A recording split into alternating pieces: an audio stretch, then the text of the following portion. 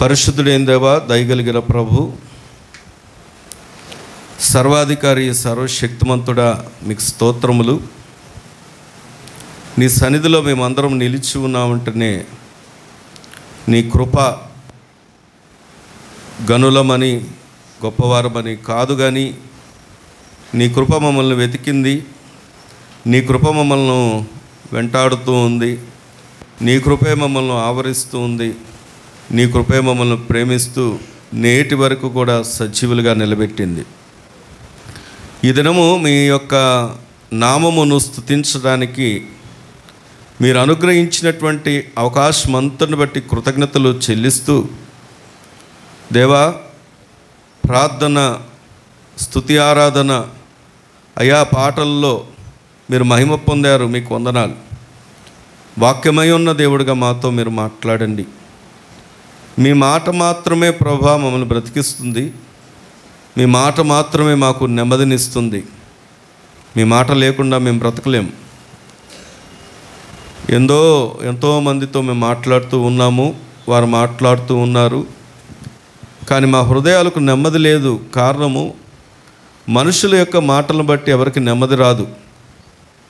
నువ్వైతే అంతరంగాలు ఎరిగిన దేవుడవు, మా ప్రతి పరిస్థితిని ఎరిగిన దేవుడవు, మా స్థితిగతులను ఎరిగిన దేవుడవు, మా బలహీనతలు ఎరిగిన దేవుడవు, మా భవిష్యత్తును ఎరిగిన దేవుడవు. నువ్వు మాట్లాడితేనే ప్రభా మేము బ్రతుకుతాం. ఈ దినము మీ మాట మీ దాసుడికి అందించి, మీ దాసుడు ముఖకాంతిలోంచి తన స్వరము నుండి ప్రభా మీ మాటను అందించి మా అందరికీ కూడా క్షేమానిమ్మని ప్రార్థన చేస్తూ, సమస్త మహిమ మీకే చెల్లిస్తూ, యేసుక్రీస్తు వారి యొక్క శ్రేష్టమైన నామంలో ప్రార్థించి వేడుకుంటున్నాం మా పరమ తండ్రి, ఆమేన్. రండి, దేవుని యొక్క వాక్యమును పరిశీలన చేద్దాం. ద్వితీయోపదేశ కాండము 1వ అధ్యాయం. ద్వితీయోపదేశ కాండం 1వ అధ్యాయం 19వ వచనం నుండి మనము 40వ వచనం వరకు చదవాలి. దయచేసి ఎవరైనా మైక్లో చదవాల్సిందిగా మనవి చేస్తున్నాను. 19 నుండి 40వ వచనం వరకు చదువుకుందాం. మనము హోరేబు నుండి సాగి మన దేవుడైన యెహోవా మనకు ఆజ్ఞాపించినట్లు మీరు చూచిన ఆ ఘోరమైన మహా అరణ్యములో నుండి వచ్చి అమోరీయుల మన్నెపు మార్గమున కాదేశు బర్నేయాకు చేరితిమి. అప్పుడు నేను, మన దేవుడైన యెహోవా మనకిచ్చుచున్న అమోరీయుల మన్నెమునకు వచ్చి ఉన్నాము. ఇదిగో, నీ దేవుడైన యెహోవా ఈ దేశమును నీకు అప్పగించెను. నీ పితరుల దేవుడైన యెహోవా నీతో సెలవిచ్చినట్లు దాన్ని స్వాధీనపరచుకునుము. భయపడకుము, అధైర్యపడకుమని నీతో చెప్పి తిని. అప్పుడు మీరందరూ నా యొద్దకు వచ్చి, మనకంటే ముందుగా మనుషులను పంపుదము, వారు మన కొరకు ఈ దేశమును వేగుచూచి తిరిగి వచ్చి అందులోనికి మనము వెళ్ళవలసిన త్రోవను గూర్చియు మనము చేరవలసిన పురములను గూర్చియు మనకు వర్తమానము చెప్పుదురంటిరి. ఆ మాట మంచిదనుకుని నేను గోత్రం ఒక్కింటికి ఒక మనుష్యుని చొప్పున 12 మనుషులను పిలిపించి తిని. వారు తిరిగి ఆ మన్యమునకు పోయి ఎష్కోలు లోయకు వచ్చి దాని వేగు చూచి ఆ దేశ ఫలములను చేతపట్టుకొని మన యొద్దకు తీసుకువచ్చి, మన దేవుడైన యెహోవా మనకిచ్చుచున్న దేశము మంచిదని మనకు తెలియచెప్పిరి. అయితే మీరు వెళ్ళనొల్లక మీ దేవుడైన యెహోవా సెలవిచ్చిన మాటకు తిరుగుబడి మీ గుడారములలో సణుగుచు, యెహోవా మన యందు పగబట్టినందున మనలను సంహరించునట్లు అమోరీయుల చేతికి మనలను అప్పగించుటకు ఐగుప్తు దేశములో నుండి మనలను రప్పించి ఉన్నాడు. మనం ఎక్కడికి వెళ్ళగలము? మన సహోదరులు అక్కడి జనులు మనకంటే బలిష్ఠులను ఎత్తులై ఉన్నారు. ఆ పట్టణములు గొప్పవై ఆకాశమునంటు ప్రాకారములతో ఉన్నవి. అక్కడ అనాకీలను చూచితమని చెప్పి మా హృదయములను కరగజేసితిరని మీరు చెప్పితిరి. అప్పుడు నేను మిమ్మల్ని చూచి, దిగులు పడకుడి, వారికి భయపడకుడి, మీకు ముందర నడుచుచున్న మీ దేవుడైన యెహోవా మీ కన్నుల ఎదుట ఐగుప్తులోను అరణ్యములోను మీ కొరకు చేసినట్టు మీ పక్షముగా యుద్ధము చేయును. మీరు ఈ చోటికి చేరు వరకు మీరు వచ్చిన మార్గం అంతటిలోనూ మనుష్యుడు తన కుమారుని ఎత్తుకొనినట్లు మీ దేవుడైన యెహోవా మిమ్మల్ని ఎత్తుకొని వచ్చిన సంగతి మీరు ఎరుగుదరని మీతో చెప్పి తిని. అయితే మీకు త్రోవ చూపించి మీ గుడారములో వేయవలసిన స్థలమును మీకు సిద్ధపరచున్నట్లు రాత్రి అగ్నిలోనూ పగలు మేఘములోనూ మీకు ముందర నడిచిన మీ దేవుడైన యెహోవా యందు మీరు విశ్వాసం ఉంచలేదు. కాగా యెహోవా మీరు చెప్పిన మాటలు విని బహుగా కోపపడి నేను మీ పితరులకు ఇచ్చేదనని ప్రమాణము చేసిన ఈ మంచి దేశమును ఈ చెడ్డతరపు వారిలో యెఫున్నె కుమారుడైన కాలేబు తప్ప మరి ఎవరునూ చూడడు. అతడు పూర్ణ మనసుతో యెహోవాను అనుసరించును గనుక అతడు దానిని చూచును. అతడు అడుగుపెట్టిన దేశమును నేను అతనికిని అతని సంతానమునకు ఇచ్చేదనని ప్రమాణము చేసెను. మరియు యెహోవా మిమ్మను బట్టి నా మీద కోపపడి నీ పరిచారకుడగు నూను కుమారుడైన యెహోషువ దానిలో ప్రవేశించును గాని నీవు దానిలో ప్రవేశింపవు. అతడు ఇశ్రాయేలు దాన్ని స్వాధీనపరచుకొని చేయును గనుక అతని ధైర్యపరచుము.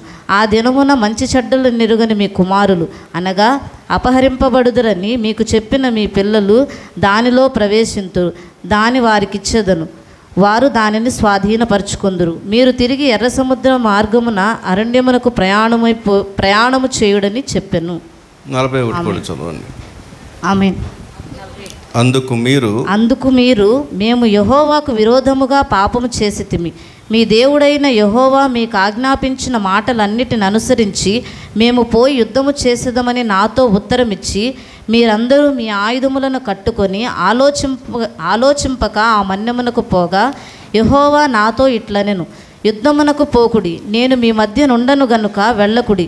మీరు వెళ్ళినను మీ శత్రువుల ఎదుట హతము చేయబడుదురని వారితో చెప్పుము. చాలు. దేవుడు ఈ మాటలు మనందరి వినికిల్లో దీవించునుగాక. ఆమేన్, ఆమేన్. ఇక్కడ చదవబడినటువంటి లేఖన భాగం జాగ్రత్తగా వినండి. ద్వితీయోపదేశ కాండము అంటేనే అర్థం ఏమిటి అంటే మళ్ళీ రెండవ మారు ఉపదేశించడాన్ని ఏమంటారు అంటే రెండవసారి అని అర్థం. ఇక్కడ మోషే జ్ఞాపకం చేస్తున్నాడు జరిగిన సంగతులన్నిటినీ. ఏంటి అక్కడ జ్ఞాపకం చేస్తున్న విషయాలు అంటే మీరు దేవుని శక్తిని సంపూర్ణంగా నమ్మనందున మీరు వెళ్ళవలసినటువంటి ఆ యొక్క వాగ్దానపు దేశంలోకి మీరు వెళ్ళరు, కానీ ఎవరు వెళ్తారు అంట? పిల్లలు. అక్కడేమో కాలేబు యెహోషువ కనపడ్డారు. కిందకి వెళ్ళి చివరి భాగంలోకి వచ్చినప్పుడు వారి పిల్లలు, వీరు మాత్రం వెళ్ళరని చెప్పారు. సరే, ఇంకా ఎందుకు ఒకసారి చదివించానంటే అవసరం మేరకు మనం వచనాన్ని చూస్తాం. ఇక్కడ గమనించిన విషయం ఏంటంటే వినాలి. చాలాసార్లు మనం ప్రభువుని నమ్ముకున్న, ప్రభు మీద ఆధారపడ్డా, ప్రభువుని వెతుకుతూ ఉన్నా, కానీ మన జీవితాల్లో ఎందుకనో అపజయాలు మాత్రం మనం వెన్నంటుతానే ఉన్నాయి. ఈ అపజయాలు వెన్నంటుతున్న సమయంలో చాలాసార్లు మనం అనుకునే ప్రశ్న ఏంటంటే దేవుడు ఎందుకు మా జీవితాలని బాగు చేయట్లేదు? ఎందుకు మాకు అపజయాలు ఉన్నాయి అంటే ప్రభు మమ్మల్ని జ్ఞాపకం చేసుకోవట్లేదా, లేకపోతే ప్రభు మమ్మల్ని బట్టి సంతోషించట్లేదా అని చాలాసార్లు ఈ ప్రశ్న మన జీవితాల్లో వినబడుతూ ఉంటుంది, కనబడుతూ ఉంటుంది. నేను ఈ మాట సూటిగా అడుగుతున్నాను, దేవుడు మన జ్ఞాపకం చేసుకునేవాడా, జ్ఞాపకం చేసుకునేవాడు. ఎందుకంటే ఆయన జ్ఞాపకం చేసుకుంటున్నాడు అని చెప్పడానికి నిదర్శనం ఆయన మళ్ళీ ఉపదేశము చేస్తున్నాడు. నేను అందుకే ఒక మాట ఎప్పుడు చెప్తాను, the God of second chance. ఆయన అవకాశాలు ఇచ్చే దేవుని స్తోత్రం కలుగును గాక. ఇక్కడ ఈ దినం మనం చూడబోతున్నటువంటి అంశం ఏమిటి అంటే నేను ఇలా రాసుకున్నాను, మంచి వారికి అపజయాలకు కారణాలు ఏంటి? మరొకసారి చెప్తున్నాను, మంచివారికి అపజయానికి కారణాలు ఏంటి? మీ పక్కన ఉన్నారు చెప్పండి, అంశం ఏంటో. ఇంతకు మీరు చెడ్డోరా మంచోళ్ళా చెప్పాలి. చెడ్డోరా మంచోరే. ఎలా చెప్పొచ్చు ఈ మాట?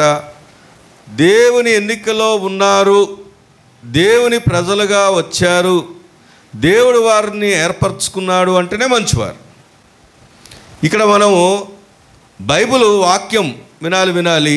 స్పష్టంగా సెలవిస్తున్న మాట ఏంటంటే నీతిమంతుడు ఒక్కడునూ లేడు. మనుషులందరూ కూడా పాపం చేసి ఎక్కడికి వెళ్తున్నారు? మరణానికి వెళ్ళిపోతూ ఉన్నారు.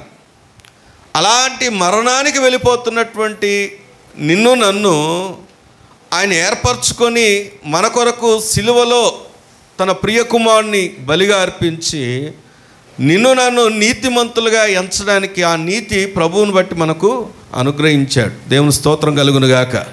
మరి అలాంటి వారు మనం మంచివారం చెడ్డవారం అంటే మంచివారమే. మరి మంచివారికి ఎందుకు అపజయాలు వస్తున్నాయి? దేవుని పిల్లలకి ఎందుకు అపజయాలు వస్తున్నాయి? దేవుని పిల్లలకి ఎందుకని వారు వృద్ధిలోకి రాలేకపోతున్నారు అని అంటే కారణం ఈ వాక్యం నుంచి మనం ఈ దినం నేర్చుకోబోతున్నాం. దేవుని స్తోత్రం కలుగునుగాక. రండి, ఇక్కడ చాలా స్పష్టంగా రాయబడినటువంటి మాట. కొన్ని నేను ఎన్నని చెప్పను కానీ కొన్ని ఆత్మీయ సత్యాలు మనం నేర్చుకోబోతున్నాం. అపజయాలకి కారణాలు ఏమిటి? మళ్ళీ చెప్తున్నాను, విజయానికి కారణాలు ఏంటో తెలుసుకోవాలంటే బైబిల్ ఒక మాట చూపిస్తాను చూడండి. ఎఫెసీలకు రాసినటువంటి పత్రిక, ఈ మాటని ఇలా ఉంచి, ఎఫెసీలకు రాసినటువంటి పత్రిక 6వ అధ్యాయము 10వ వచనాన్ని చదివితే, తుదకు ప్రభు యొక్క మహాశక్తిని బట్టి ఆయన యందు దేవుని యొక్క ఉద్దేశం ఏంటంటే నీవు నేను అనాక వినండి, నీవు నేను ఎలా ఉండాలని కోరుకుంటున్నాడు ప్రభు అంటే బలవంతులుగా. మీ పక్కన వాళ్ళు చెప్పండి, బలవంతులుగా ఉండాలని కోరుకుంటున్నాడు. ఎలా ఉండాలని కోరుకుంటున్నారు? ఈ ఎండలకి నిద్ర లేక చాలామంది నిద్ర పట్టే సమయం ఏ సమయం అంటే ఉదయకాలం. ఈ సమయం చక్కగా డీప్ స్లీప్. ఇంకా యూత్ అయితే చెప్పక్కర్లేదు, ఎందుకంటే లేట్ నైట్స్ అయిపోయి ఇప్పుడు ఈ మధ్యకాలంలో ఎక్కువగా మెలకువ లేని సమయాలు ఏదైనా ఉన్నట్టే ఉదయకాలం. మీరేంటో ఈ టైంలో మేము అసలే మబ్బుగా ఉంటే బలవంతులుగా ఉండమంటున్నారని అనుకుంటున్నారా? మనం బలవంతులం అయ్యేది ఎలాగా అంటే ప్రభు యొక్క మహాశక్తిని బట్టి. దేవుని స్తోత్రం కలుగునుగాక. దేవుని యొక్క ఉద్దేశమే నువ్వు బలవంతుడిగా ఉండాలని. మరి బలవంతుడిగా ఉండాలి అంటే ఏం చేయాలి? అక్కడ కింద వచనంలో చెప్తాడు, మీరు అపవాది తంత్రములను ఎదిరించుటకు శక్తిమంతులగునట్లు దేవుడిచ్చు సర్వాంగ కవచమును ధరించుకొనుడి. బైబిల్ ఉన్నాయండి, చూస్తున్నారా సహోదరులారా? వినండి. ఇక్కడ వచనాన్ని చూసినప్పుడు మీరు బలవంతులుగా ఉండాలి అంటే నీకు ఏం కావాలి అంటే ప్రభు యొక్క మహాశక్తితోడై ఉండాలి. అప్పుడు మీరు ఏం చేస్తారంటే అపవాది యొక్క తంత్రములను చెప్పాలి. అపవాదికి ఏముంటాయి? ఎదురుగుండా వచ్చి యుద్ధం చేసేవాడితో ఎవరైనా పోరాడగలుగుతారు. ఇప్పుడు ఏం జరుగుతుంది? యుద్ధాలంటే ఇప్పుడు అన్ని చాలా చోట్ల యుద్ధాలు జరుగుతున్నాయి. నేను మొన్న ఒక విశ్లేషణ వింటే దాదాపుగా 140 యుద్ధాలు జరుగుతున్నాయి. ఇప్పుడు 140 పైచిలుకు అన్ని యుద్ధాలు జరుగుతున్నాయి. మనకు తెలియదు. ఏదో ఒక పెద్ద దేశాలు కొట్టుకుంటున్న విషయాలు మనకు తెలుస్తున్నాయి. చిన్న అంతర్గతంగా జరిగే యుద్ధాలు చాలా ఉన్నాయి. ఇలాగ దాదాపుగా 140 యుద్ధాలు జరుగుతున్నాయంట. సరే, ఇది మన పక్కన పెడితే ఒక దేశం పోటాపోటీగా ఎదురుబొదురుగా యుద్ధం చేసుకుందనుకోండి. వీరి దగ్గర ఏమో ఆయుధాలు ఉన్నాయి, వారి దగ్గర ఏమో ఆయుధాలు ఉన్నాయి. వీరి దగ్గర ఎంత సామర్థ్యం ఉంది, వారి దగ్గర ఎంత సామర్థ్యం ఉంది. వాళ్ళు ఏం చేస్తారంటే దాన్ని బట్టి యుద్ధం చేస్తూ ఉంటారు. కానీ అదే రహస్యంగా వచ్చి దాడి చేసేవారి మీద, మన ఇజ్రాయెల్ దేశం మీద అదే జరిగింది. ఫెన్సింగ్లు తెంపేసుకొని రహస్యంగా వచ్చారు, చాలామందిని బందీలుగా తీసుకెళ్లారు. ఎంతో పటిష్టంగా ఉండే నిఘా వ్యవస్థ పటిష్టంగా ఉండే దేశాల్లో ఇజ్రాయెల్ దేశం ఒకటి. అలాంటి దేశం కూడా ఈ దొంగచాటుగా వచ్చిన దాన్ని ఏం చేయలేకపోయారంటే కనిపెట్టలేకపోయారు. ఇక్కడ అదే వాక్యం రాయబడిన మాట. అపవాదికి ఏమున్నాయంటే తంత్రాలు. మనం పడిపోతున్నట్టు కూడా మనకు తెలియదు, మనం జారిపోతున్నట్టుగా కూడా మనకు తెలియదు, మనం బలహీనపడుతున్నట్టుగా కూడా మనకు తెలియదు. నేనే కరెక్ట్ అనుకుంటానే ఉంటాం, కానీ ఆల్రెడీ అక్కడ జరగవలసిన నష్టము జరగనే జరుగుతుంది. ఎందుకంటే వాడు అపవాది తంత్రం. నువ్వు జారిపోతున్నావు, పడిపోతున్నావు, నాశనానికి వెళ్ళిపోతున్నావు అనే సంగతి తెలియదు. యూట్యూబ్లో ఈ మధ్య కొంతమంది మోసం చేస్తున్న విధానాలు జాగ్రత్తగా వినండి. మీకు ఏదైనా తెలుసుకుంటే మంచిది. మోసం చేస్తున్న విధానాలు, గేమ్స్ యాప్స్ అని, లోన్స్ యాప్స్ అని, ఇవన్నీ అసలు తెలీదు. స్టార్టింగ్లో ఎలా ఉంటుందంటే, నేను ప్రభువుని ఎరగని దినాల్లో నేను ఎప్పుడైనా ఏంటి ఆ గుంపు గుడారని ఎక్కడన్నా నాలుగు అప్పట్లో టీవీలు కూడా తక్కువ, ఈ టెక్నాలజీ తక్కువ. అలాంటి టైంలో ఈ ఎంటర్టైన్మెంట్స్ ఏంటంటే, నలుగురు ఎక్కడైనా కోరితే ఏంటంటే అక్కడ కూర్చొని కాయ రాజా కాయ కాసుకునేవాళ్ళు. వారు ఏం చేస్తారు అంటే, ఫస్ట్ సారి నువ్వు వేసిన దానికే డబ్బులు పడతాయి, రెండోసారి కూడా నువ్వు వేసిన దానికే డబ్బులు వస్తాయి. వాడు ఏం చేస్తాడు, అబ్బా డబ్బులు వస్తున్నాయి కదా అని చెప్పేసి మూడోసారి ఏం చేస్తాడంటే ఎక్కువ శాతం పెట్టేసి నష్టపోయేవారు. ఇప్పుడు అవన్నీ అది ఆ రోజుల్లో. ఇప్పుడు ఏంటంటే బెట్టింగ్ యాప్స్ అని, లోన్ యాప్స్ అని, ఇంకా చెప్పాలంటే గేమ్స్, ఆఖరి పిల్లలు వాడుతున్న మొబైల్స్ కూడా మనకు తెలియకుండానే మన డేటా ఏం చేస్తారంటే అపహరించేస్తారు. మన ఫేస్ని ఫేస్ మార్ఫింగ్ చేసి నేను బ్లాక్మెయిలింగ్స్ చేస్తారు. ఈరోజు ఎందుకు ఈ విషయం చెప్తానంటే, మనం ఎలా చిక్కుకుంటున్నాం, ఎలా దొరికిపోతున్నాం. అందుకే ఫోన్ విషయంలో కూడా మనం సాక్ష్యం కలిగి ఉండాలి. దేవుని స్తోత్రం కలుగును గాక. ట్రాప్స్లో చాలామంది ఆఖరికి మిలిటరీ పర్సనల్స్ కూడా ఏం చేస్తారంటే ఈ ఫోన్స్లోనే, ఈ చాటింగ్స్లోనే దొరికిపోతూ ఉంటారు. చెలి వినండి అన్న, ఈరోజు అపవాది ఏం కలిగి ఉన్నాడు చెప్పండి? తంత్రములు కలిగి ఉన్నాడు. అందుకే వాని ఎదిరించుటకు ఏం ధరించుకోవాలంట? దేవుడిచ్చు సర్వాంగ కవచమును ధరించుకోవాలి. మళ్ళీ తిరిగి మనం ఇందాక చదువుకున్నటువంటి ద్వితీయోపదేశ కాండంలోకి వస్తే, అక్కడికి వచ్చి ఆలోచన చేస్తే, ఇక్కడ ఉన్నటువంటి ఈ మాటలను పరిశీలన చేయడానికి గల కారణం, దేవుని ప్రజలు ఆయన వాగ్దానపు దేశంలో ఉండాలని, వాగ్దానపు ప్రజలుగా ఉండాలని ఆయన కోరుకుంటుంటే, ఇదిగో వీరు అపజయానికి గల కారణం ఏంటంటే, ఈ తంత్రాలు ఎరగకుండా వీరేమైపోతున్నారు తెలుసా? బలహీనమైపోతున్నారు. వాడు వేసిన తంత్రాలు ఏంటో కొన్ని విషయాలు జ్ఞాపకం చేస్తాను. రండి 28వ వచనాన్ని చదువుకుందాం.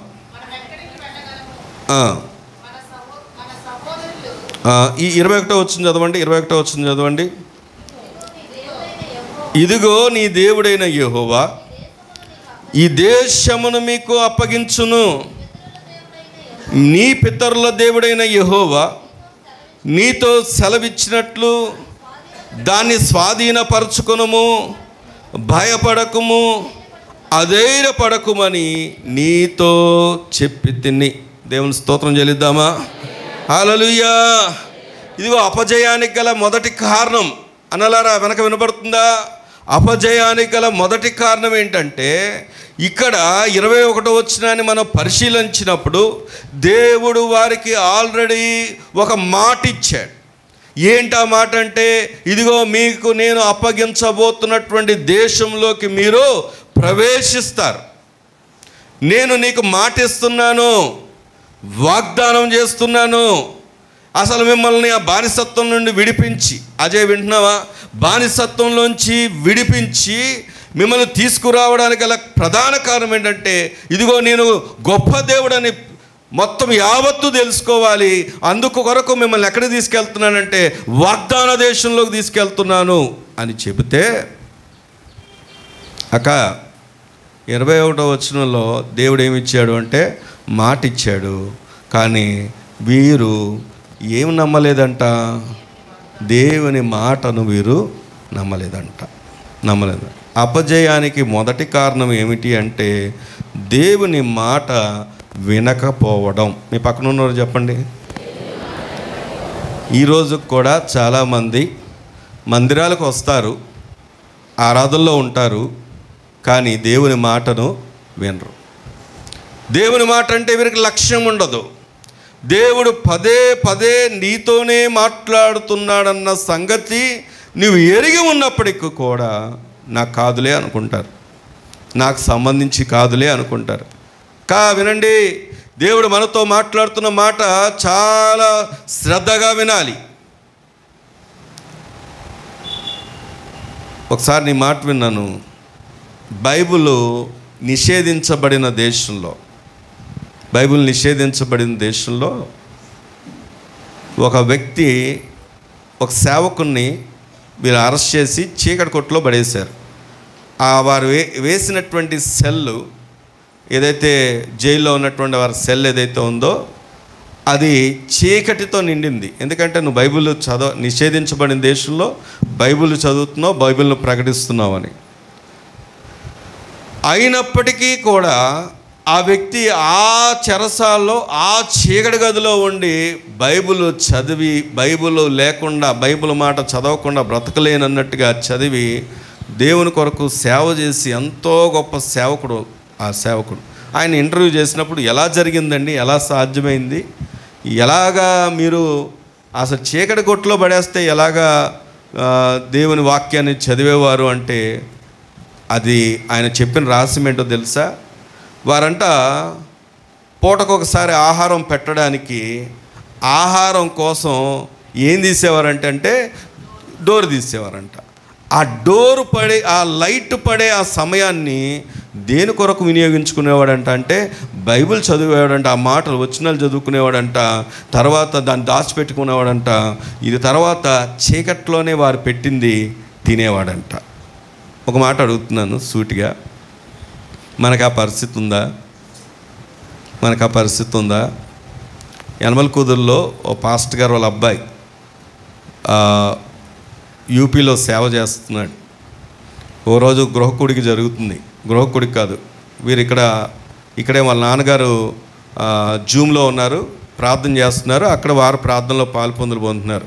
వెనక నుండి డోరు ఎవరో కొడుతున్నట్టుగా శబ్దం వస్తే డోర్ తీస్తే ఎవరో కాదు, పోలీసులు వచ్చి పలానా పాస్టర్ గారు ఎవరు అంటే, పాస్టర్ గారు కూడా పలానా వ్యక్తి ఎవరని అడిగినప్పుడు నేనేంటంటే మీతో చిన్న పని ఉంది రండి అని చెప్పి, భార్య ఉంది, చిన్న పిల్లలు ఉన్నారు, కానీ మీతో పని ఉంది రండి అని తీసుకెళ్ళి బెయిల్ కూడా ఇవ్వకుండా నాన్ బెయిలబుల్ అరెస్ట్ వారెంట్తో జైల్లో వేశారు. ఇక్కడ యనమల కుదురులో ఆయనే యూపీలో మిషనరీగా వెళ్ళాడు. నాన్ బెయిలబుల్ అంటే ఇంకా మళ్ళీ బెయిల్ ప్రయత్నం చేయడానికి కూడా లేనట్టుగా తీసుకొని వేస్తే, తర్వాత ఇక్కడ నుండి కొంతమంది క్రిస్టియను పెద్దల ద్వారా మొత్తానికి బెయిల్ తీసుకొని ఆ వ్యక్తిని ఇక్కడికి తీసుకురావడం జరిగింది. అంటే ఎందుకు ఈ మాట చెప్తున్నానంటే, వాళ్ళ ఇంట్లో జూమ్లో ప్రార్థనలో ఉన్నారు, రహస్యమైనటువంటి పరిచర్య చేస్తున్నారు. కానీ ఎవరో ఇన్ఫర్మేషన్ ఇచ్చారు, వారు జైల్లో అరెస్టు చేయబడి జైల్లో వేయబడ్డారు. ఇంకో విషయం ఏంటంటే, తన భార్య మీద కూడా నాన్ బెయిలబుల్ అరెస్ట్ వారెంట్ జారీ అయిందంట. మరి నేను ప్రస్తుతం స్టేటస్ నాకు తెలియదు, మొన్నటి వరకు అయితే ఆమెకు కూడా బెయిల్ కోసం ప్రయత్నం చేస్తున్నారు చిన్నపిల్లలు. నేను మాట అడుగుతున్నాను, ఈరోజు మీరు మందిరానికి వస్తున్నప్పుడు ఎవరైనా మిమ్మల్ని ఆపారా? వద్దని చెప్పారా? వీల్లేదని చెప్పారా? ఎవరైనా వస్తే అరెస్ట్ చేస్తామని చెప్పారా? లేదు కదా. మరి మనం ఎంత ధన్యులమో. మనం అంటే వారు ధన్యులు కాదా అంటే వారు మనకన్నా ధన్యులు. కానీ మనకు అవకాశం ఉంది ఏం వినడానికి? దేవుని వాక్కును వినడానికి. ఈరోజు దేవుని వాక్కు వినడానికి మనంతగా మనమే సెలవులు పెట్టుకుంటాం, ఆదివారాలు మానేస్తాం, ప్రభు సన్నిధిని మానేస్తూ ఉంటాం, ప్రతిదీ కారణంగా చేసుకొని దేవుని సన్నిధికి ఆగిపోవాలని చూస్తూ ఉంటాం. అసలు దేవుని వాక్యం చెప్పే మాట ఏంటో తెలుసా? కొందరు సమాజంగా మానుకున్నట్లు మానుకోవద్దన్నాడు. అంటే అర్థం ఏంటంటే, దేవుడు మనకిచ్చిన అవకాశాలు దొరుకు కాలంలో ఏం చేయాలంటే దేవుని మనం వెతకాలి. దేవుని స్తోత్రం కలుగును గాక. ఈరోజు ఈ మాట దగ్గరకు వచ్చి ఆలోచన చేస్తే, ఇశ్రాయేల్ ప్రజలకి దేవుని వాక్కు లేదా? ఉందా? లేదా? ఉంది. దేవుని మాట లేదా? ఉంది. దేవుని మాట ఉంది, దేవుని వాగ్దానం ఉంది. దేవుడు వారిని ఆ యొక్క బానిసకరమైనటువంటి, ఆ యొక్క దుఃఖకరమైనటువంటి, ఆయాసకరమైనటువంటి స్థితిలోంచి విడిపించి ఆయన వాగ్దానం గుండా నడిపిస్తుంటే, వీరంట ఏం పెడచెవిని పెట్టారంట? దేవుని మాటను పెడచెవిని పెట్టారంట. అక్కడ అదే కదా చెప్పాడు. 21వ వచనం మరొకసారి చదువుదామా? మనము 21వ వచనం ద్వితీయోపదేశ ఖండం. ఇదిగో నీ దేవుడైన యెహోవా ఈ దేశము నీకు అప్పగించాను. నీ పితరుల దేవుడైన యెహోవా నీతో సెలవిచ్చినట్లు దాన్ని స్వాధీనపరచుకొనుము, భయపడకుము, అధైర్యపడకుము అని నీతో చెప్పి. తర్వాత చూస్తే వేగు చూడడానికి వెళ్ళిన తర్వాత అక్కడ వారు ఏం చేస్తున్నారంటే, అక్కడ ఉన్న శత్రువులను చూసి దేవుని మాట చెప్పాడు కదా, దేవుడు వాగ్దానం చేశాడు కదా, దేవుడు మా పక్షంగా ఉన్నాడు కదా అనే మాటను మర్చిపోయారు. వారికి ఎవరు కనబడుతున్నారు? దేవుని మాట కంటే కూడా బలంగా కనబడుతున్నటువంటి శత్రువులే కనబడుతున్నారు. శత్రువు వైపే చూస్తూ ఉన్నారు. ఈరోజు దేవుని సన్నిధిలో ఉన్న మనం కూడా అపజయానికి కారణం ఏంటో తెలుసా? దేవుని పాదాలు పట్టుకుంటున్న నీ జీవితంలో అపజయానికి కారణం ఏంటో తెలుసా? నీకు బలంగా కనపడాల్సిన దేవుడు మాట కనబడాల్సి ఉండగా, దేవుడు నీకు మాట ఇచ్చి ఉండగా, నిన్ను ఎన్నిక చేసుకొని ఉండగా, రక్షించుకొని ఉండగా, ఆయన సొత్తుగా చేసుకొని ఉండగా, అసలు సమస్తమునకు అధికారం కలిగినటువంటి ఆ సార్వభౌముడైనటువంటి దేవుణ్ణే నీవు కలిగి ఉండగా, దేవుని వైపు చూడకుండా మనం ఏం చూస్తాం? సమస్యలు చూస్తాం. ఇప్పుడు చెప్పండి, దేవుడు పెద్దగా కనబడుతున్నాడా? సమస్య పెద్దగా కనబడుతుందా? చెప్పండి. సమస్య మనకేమై కూర్చుందంటే విగ్రహం.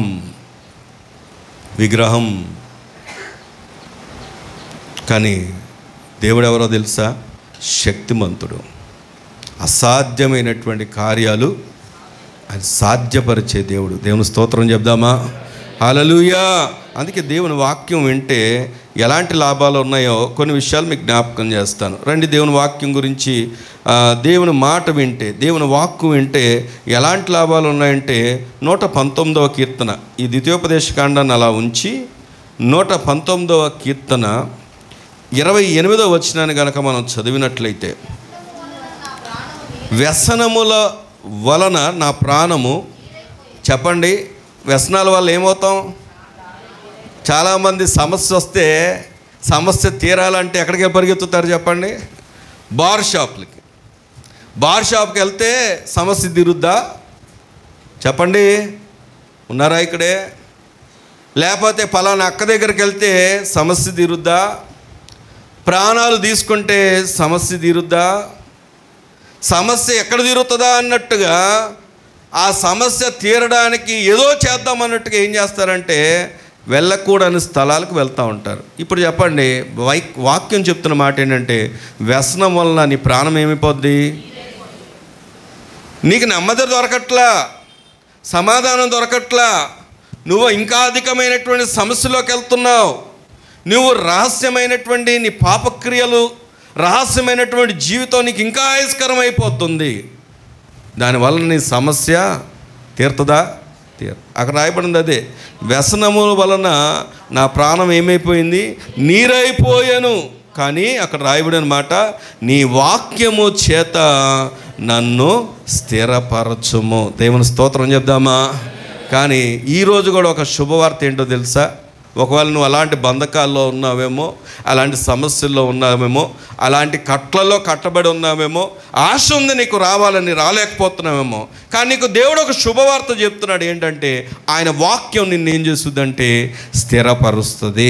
నీ పక్కన వాళ్ళు చెప్పండి, దేవుడు వాక్యం స్థిరపరుస్తుంది నిన్నని. మన స్థిరపరిచేది ఏదైనా ఉంది అంటే దేవుని మాటే, దేవుని వాక్యే. దేవుని వాక్కు తప్ప మనం స్థిరపరచగలిగినటువంటి వారు ఎవరునూ లేరు. అంత మాత్రమే కాదు, కిందకు ముందుకు వెళ్తే దేవుని వాక్యం గురించి 119వ కీర్తనలోనే 111వ వచనాన్ని చదువుకుందాం. చూడండి, 111వ వచనం, నీ శాసనములు నాకు హృదయానందకరములు, అవి నాకు నిత్య స్వాస్థ్యమని భావించుచున్నాను. దేవుని స్తోత్రం చెప్దామా? దేవుని వాక్యం ఎందుకు వినాలి అనలారా? ఎందుకు వినాలి? దేవుని మాటకి ఎందుకు మనం చెవినివ్వాలి అంటే, ఆయన మాట నీకేమిస్తుంది అంటే హృదయానికి ఏమిస్తుందంట? అక్కడ రాయబడిన మాట ఆనందకరములు. నేను ఒక మాట సూటిగా అడుగుతున్నాను. మీ ఇంటికి మేము వచ్చామనుకోండి, ఏడుస్తూ మమ్మల్ని ఆహ్వానిస్తారా, నవ్వుతూ ఆహ్వానిస్తారా? ఒకవేళ ఏడుస్తూ ఆహ్వానిస్తే ఏం చేస్తాం? మేము మళ్ళీ వస్తామా? అమ్మో ఈ ఏడుపు కొట్టోళ్ళ ఇంటికి ఎవరు వెళ్తారులే, ఒకవేళ మాకు తప్పకపోయినా మీరే ఉన్నారనుకోండి, మీ చుట్టాలో బంధువులో పలానా ఇంటి వారో పలానా సహోదరి వాళ్ళ ఇంటికి వెళ్ళాలనుకోండి, వెళ్ళంగానే ఏడుస్తున్నారు అనుకోండి, అప్పుడు ఏమనుకుంటారు మీరు? అమ్మో వీళ్ళింటికి ఏం వెళ్తాం, వాళ్ళ ఇంటికి వెళ్తే మన మూడు కూడా ఏమైపోద్ది అంటే ఆఫ్ అయిపోద్ది, వద్దులే అనుకుంటాం. అదే ఎప్పుడు సంతోషంగా ఉండే వాళ్ళ దగ్గరికి చెప్పండి. అయితే ఎంత దేవుని వాక్యం చెప్తున్నమాట, మనం ఒకవేళ నవ్వుని సంతోషాన్ని ఎంతగా మనము ఉండాలని కోరుకున్నా, పులుముకున్నా, లేకపోతే కనబరిచినా ఆ సంతోషం ఎప్పుడు దాకా అంటే మనం వచ్చి ఉండి వెళ్ళిపోయినంతవరకు. మళ్ళీ అదే విచారాలు, మళ్ళీ అదే ఆలోచనలు, మళ్ళీ అదే ఆందోళనలు, మళ్ళీ అదే భయాలు. అవునంటారా కాదంటారా? కారణం ఏంటి అంటే ఈ సంతోషం నిజమైన సంతోషము కాదు. కానీ దేవుని వాక్యం చెప్తున్న మాట ఏంటంటే ఆయన ఇచ్చే సంతోషం ఎక్కడ నుండి ప్రారంభం అవుద్ది అంటే హృదయంలోంచి అంట. దేవుని స్తోత్రం చెప్దామా? ఇక్కడ నుండి వచ్చే సంతోషం కొంతసేపే. సినిమాకి ఎందుకు వెళ్తారు? లీనమైపోతూ ఉంటారు, ఏడుస్తూ ఉంటారు, నవ్వుతూ ఉంటారు. ఎంతసేపు ఆ సంతోషం? ఆ యొక్క టైం ప్రకారమే. సీరియల్స్ అంతే, లోకంలోని ఏ ఎంటర్టైన్మెంట్ అయినా అంతే. ఎంతసేపు? కొంతసేపే. కొంతమంది ఈ బాధపడలేమని ఒక వారం 10 రోజులు టూర్ వేసుకొని వెళ్తారు. మళ్ళీ ఎక్కడికి రావాలి? డబ్బులు ఉంటాయా? ఎంతకాలం ఉంటాయి? కొంతకాలమే. కారణం ఏంటంటే ఆ సంతోషం శాశ్వతమైంది కాదు. కానీ దేవుని వాక్యం ఇచ్చే సంతోషం ఎక్కడి నుండి వస్తుందంటే హృదయానందకరములు. అక్కడ కింద రాశాడు, అవి నిత్య స్వాస్యం. అది ఆ సంతోషం, నీ హృదయంలో ఇచ్చిన సంతోషం అది అశాశ్వతమైంది కాదు, నిత్యము కూడా నిలిచి ఉండేది. అది దేవుని స్తోత్రం కలుగునుగాక. నీ పక్కన చెప్పండి, దేవునికి సంతోషాన్ని ఇస్తాడని. ఎవరివ్వాలి? ఆ దేవుడు ఇవ్వాల్సిందే. దేవుని వాక్యాన్ని వింటే, దేవుని మాటను వింటే అప్పుడు నీ హృదయంలో ఆయన ఏం చేస్తాడంటే శాశ్వతమైనటువంటి సంతోషాన్ని ఇస్తాడు. ఇశ్రాయేలు ప్రజలు సంతోషంగా ఉండాల్సిన వారు, కానీ అపజయాలు పాలవ్వడానికి కారణం ఏంటంటే దేవుని మాటను వారు పెడచెవిన పెట్టారు. కానీ నీకైతే నాకైతే దేవుడు ఇస్తున్నటువంటి గొప్ప ధన్యత వారి జీవితాలని మనకు చూపించి వారిలో ఉన్నటువంటి ఆ లోపాలను జ్ఞాపకం చేస్తూ, నీవు అలా ఉండొద్దు, నువ్వు నా మాట విను, నీకు సంతోషాన్ని ఇస్తాను, నేను స్థిరపరుస్తాను, నిన్ను బలపరుస్తాను, నిత్యము కూడా నీకు స్వాస్థ్యంగా సంతోషాన్ని నేను అనుగ్రహిస్తానని దేవుడు ఈరోజు మనతో చెప్తున్నాడు. దేవుని స్తోత్రం కలుగునుగాక. అదే 195వ కీర్తనలో 165వ వచనాన్ని కనుక మనం చదువుకుంటే, 165వ వచనం చదవమ్మా. నీ ధర్మశాస్త్రమును ప్రేమించు వారికి ఎంతో నెమ్మది కలదు, వారు తూలి తొట్టిల్లుటకు. దేవుని స్తోత్రం చెప్దామా? ఏముంటుంది చెప్పండి? ఆయన వాక్యాన్ని ప్రేమించే వారికి దేవుడు ఏమిస్తాడంటే నెమ్మది. నీ పక్కన చెప్పండి మాట, దేవుడు నీకు నెమ్మది ఇస్తానని చెప్పండి. బహుశా ఎవరికో గిట్టదనుకోండి, వీళ్ళకి నెమ్మది రాకూడదు అనుకుంటున్నారు అనుకుంటా. ఏమిస్తాడు చెప్పండి? నెమ్మది. అసలు కారణమే దొరకదంట వారు తూలిపోవడానికి, కారణమే ఉండదంట వాళ్ళు కూలిపోవడానికి. అంటే అలాంటి ఆ అవంతరాలు, ఆ బండ వ్యతిరేకతలు ఏది రాకుండా చూసుకునేది ఎవరు అంటే దేవుడు. దేవుని స్తోత్రం చెప్దామా? ఈరోజు ప్రభు మనతో చెప్తున్న మాట, దేవుడికి నీ ఎడల ఎంత ఉన్నతమైన ప్రణాళికలు ఉన్నాయో ఆలోచన చేయండి. దేవుడికి నీ ఎడల ఎంత ఉన్నతమైన ఉద్దేశాలు ఉన్నాయో ఆలోచన చేయండి. నిన్ను బలవంతుడిగా చూడాలనుకుంటున్నాడు, నీకు మహాశక్తిని ఇవ్వాలని అనుకుంటున్నాడు, నువ్వు త్రూలిపోకుండా చూడాలని కోరుకుంటున్నాడు, నీకు విజయాన్ని ఇవ్వాలని కోరుకుంటున్నాడు. అంత మాత్రమే కాదు, నెమ్మది ఇవ్వాలని కోరుకుంటున్నాడు, సంతోషాన్ని ఇవ్వాలని కోరుకుంటున్నాడు. ఇవన్నీ ఎక్కడ ఉన్నాయి అంటే దేవుని మాటలో.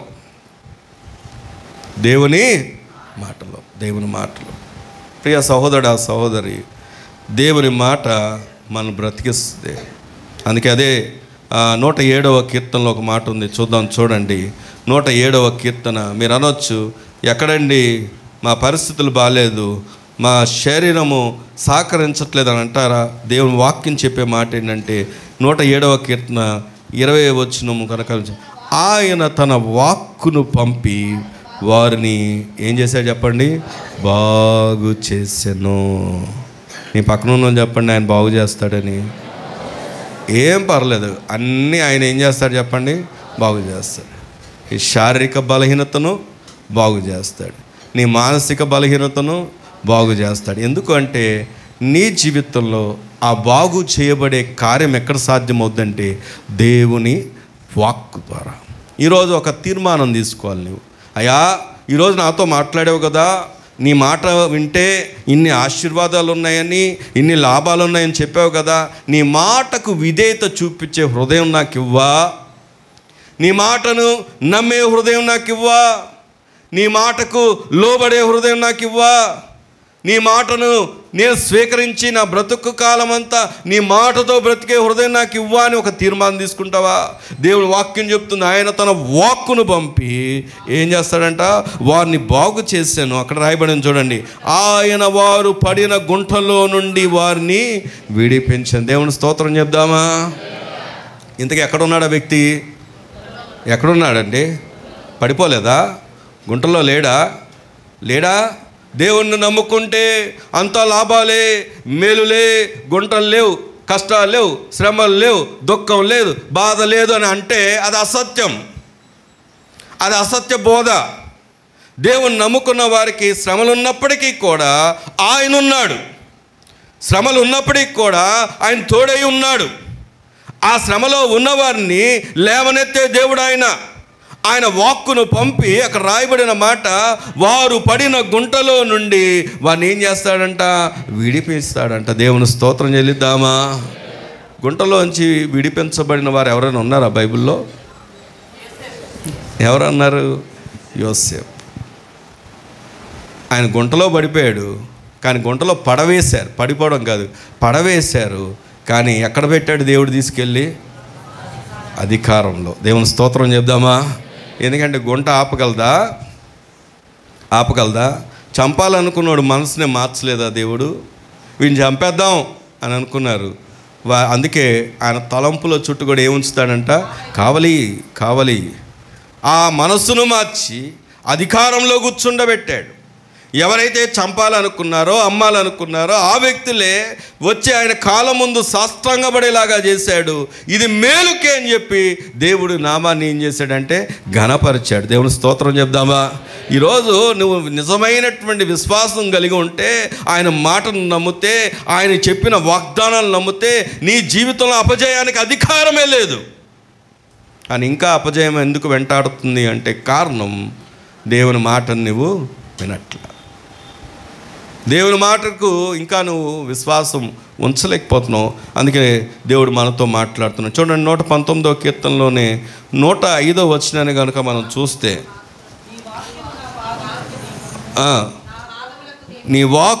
నీ వాక్యము నా పాదములకు దీపము, నా త్రోవకు ఏమై ఉంది చెప్పండి?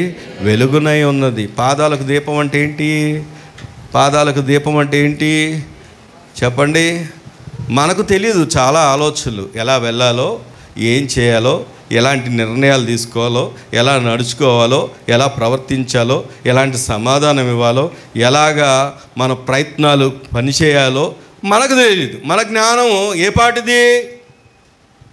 కానీ దేవుని జ్ఞానం అపారమైంది. దేవుని వాక్యాన్ని వింటే, దేవుని మాటను వింటే దేవుడు నీకు ఆ మంచి ఆలోచనలు చెప్తాడు. దేవుడు మంచి ఉద్దేశాలని ముందుకు తీసుకొస్తాడు. ఆయన నీ కార్యాలను సఫలపరుస్తాడు. ఆయన నీ త్రోవకు ఏమై ఉంటాడు? నీ ప్రతి త్రోవ అంటే నువ్వు వెళ్ళవలసిన ప్రతి స్థలము, మార్గాలు, ప్రయత్నాలు అన్నిటిలో కూడా ఆయన ఏమై ఉంటాడు తెలుసా? కార్యాన్ని జరిగిస్తాడు. దేవుని స్తోత్రం చెప్దామా?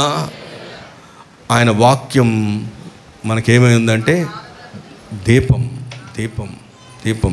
అందుకే అదే 119వ కీర్తనలో 130వ వచనాన్ని కనుక మనం చదువుకుంటే, నీ వాక్యము వెల్లడి అగుతోడని ఏం కలుగుతా చెప్పండి? వెలుగు కలుగును. ఏమిస్తుందంట? తెలివినిస్తుందంట. దేవుని స్తోత్రం చెప్దామా? దేవుడు నీకు తెలివినిస్తాడని చెప్పండి. దేవుడు లేకపోతే మనం ఎవరో చెప్పండి. దావీదు అంతటోడే తన మరణ పరిస్థితులు వచ్చినప్పుడు ఏం చేశాడంటే వెర్రివాళ్ళ నటించాడు. ఎందుకని నేను రాజు, ఇంకేమైనా ఉందా, నేను వెర్రివాళ్ళ నటించడం ఏంటి, రాజు చూసుకుంటా అని అనుకుంటే ఏం చేసేవాడు, చంపేశాడు. ప్రభువు కూడా మీరు గమనిస్తే నూతన నిబంధనలో అన్ని సమయాల్లో ఆయన ప్రతిసారి ఒకటే ప్రకటన చేస్తూ దేవుని సువార్తను ప్రకటిస్తూ పరలోక రాజ్యం సమీపించిందని వాక్యాన్ని ప్రకటిస్తూ ఆయన చంపడానికి ఆయన పట్టుకోవడానికి చూసిన ప్రతిసారి కూడా వాక్యం చెప్పే మాట ఏంటంటే అక్కడ నుండి తప్పించుకొని వెళ్ళిపోయాను అని ఉంటుంది. కానీ అప్పగించబడవలసిన సమయం వచ్చినప్పుడు మాత్రమే నా సమయం ఆసన్నమైందని చెప్పి ఆయన తనకు తానుగా అప్పగించుకున్నాడే తప్ప తనని ఎవరూ పట్టుకోలేదు. దేవుని స్తోత్రం కలుగును గాక. ఈరోజు ఎందుకు ఈ మాట అంటే ఆయన సంపూర్ణంగా తను వచ్చిన ఉద్దేశం ఏంటో, తన యొక్క ప్రణాళిక ఏంటో ఎరిగినవాడు ఆయన. అందుకే 40 దినాలు ఉపవాసం ఉండిన తర్వాత శోధించబడడానికి అరణ్యంలోకి శోధకుడు తీసుకెళ్ళినప్పుడు ఎక్కడ కూడా తన అధికారాన్ని ప్రదర్శించలేదు. కానీ ఏం మాట్లాడాడు చెప్పండి, వాక్యమే. దేవుని స్తోత్రం చెప్దామా. ఈరోజు వాక్యం చదివితే అర్థం కాదు అంటాం, కానీ వాక్యం అర్థం కావాలి అంటే దేవునికి మనం సమీపించాలి, దేవుని పాదాలకు దగ్గర అవ్వాలి, దేవుని యొక్క సహవాసాలకు దగ్గర అవ్వాలి, దేవుని సన్నిధికి దగ్గర అవ్వాలి, దేవుని మాట. అందుకే ఆ హన్న బిడ్డ కలిగిన తర్వాత ఆ బిడ్డ పేరేం చెప్పండి, సమూయేలు. ఎక్కడ తీసుకొచ్చిందామా, ఇంట్లో పెట్టుకుందా, ఎక్కడ తీసుకొచ్చింది, దేవుని మందిరానికి తీసుకొస్తే దేవుని స్వరం వినబడుతుంది, దేవునికి అప్పగిస్తే దేవుని స్వరం వినబడుతుంది, బాలుడికి వినబడుతుంది. కానీ ఆఖరికి ఆ దైవజనుడికి కూడా వినపడినటువంటి స్వరం ఎవరికి వినబడుతుంది, సమూయేలుకి వినబడుతుంది. దేవుని స్తోత్రం చెప్దామా. ఎక్కడుంటే దేవుని సన్నిధిలో ఉంటే. ఈరోజు మనము దేవుని సన్నిధికి దగ్గర అవ్వాలి, దేవుని ప్రజలకు దగ్గర అవ్వాలి, సేవకులకు దగ్గర అవ్వాలి, దేవుని పనికి దగ్గర అవ్వాలి. ఎప్పుడైతే దగ్గర అవుతామో నీ జీవితంలో దేవుని ప్రణాళికలు నెరవేర్చబడతాయి. ఇంకా అపజయానికి అవకాశం ఉంటుందా? దావీదు పడిపోవడానికి కారణం ఏంటంటే ఉండవలసిన స్థలంలో తాను లేడు, ఉండకూడని స్థలంలో తాను ఉన్నాడు. ప్రియ సహోదరా సహోదరి, నేను భక్తిపరుని, నమ్మకస్తుని, కానీ సహవాసంలో ఉండను, సంఘంతో ఉండను, నా భక్తిని నేను కాపాడుకుంటానంటే అది సాధ్యం అవ్వదు. మనకు దేవుని ప్రజలు కావాలి, దేవుని సహవాసం కావాలి, దేవుని సన్నిధి కావాలి. దేవుని స్తోత్రం కలుగును గాక. అందుకే ఇక్కడ దేవుడు మనతో మాట్లాడుతున్న మాట చూడండి. పేతురు మొదటి పత్రిక 1వ అధ్యాయం, పేతురు మొదటి పత్రిక 1వ అధ్యాయం 23వ వచనాన్ని కనుక మనం చదివితే,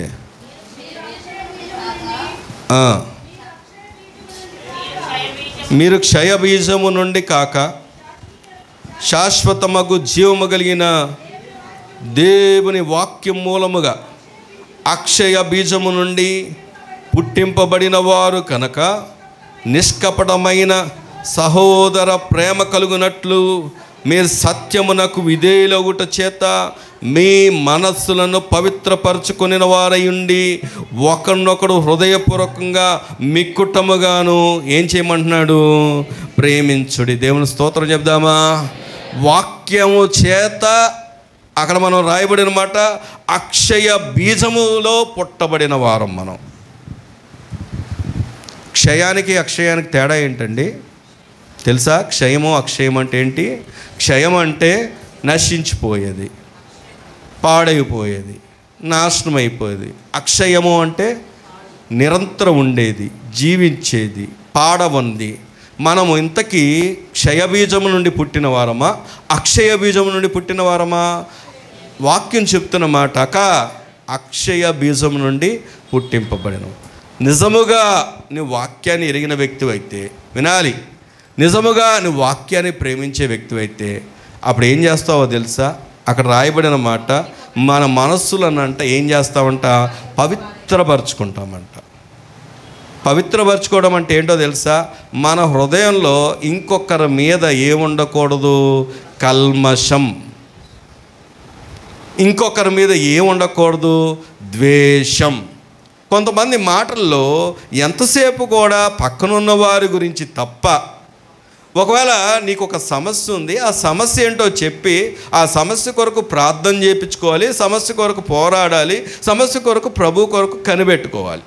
కానీ కొంతమంది ఆ సమస్యను పక్కన పెట్టి వారు సమస్యను ఇంకా అధికంగా చేసేలాగున ఏం చేస్తూ ఉంటారంటే ఎంతసేపు కూడా ఇతరుల గురించి.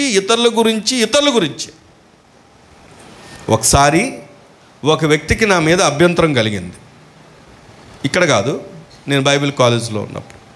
ఆ వ్యక్తి ఏం చేశాడు అంటే ఒక బుక్ తీసుకొని, లాంగ్ నోట్స్ బుక్ తీసుకున్నాడు. లాంగ్ నోట్ బుక్లో ఏం చేశాడంటే పాయింట్లన్నీ రాసుకున్నాడు. ఏం పాయింట్లు? పలానా రోజు పలానా జరిగింది, పలానా రోజు పలానా జరిగింది, పలానా రోజు పలానా జరిగింది.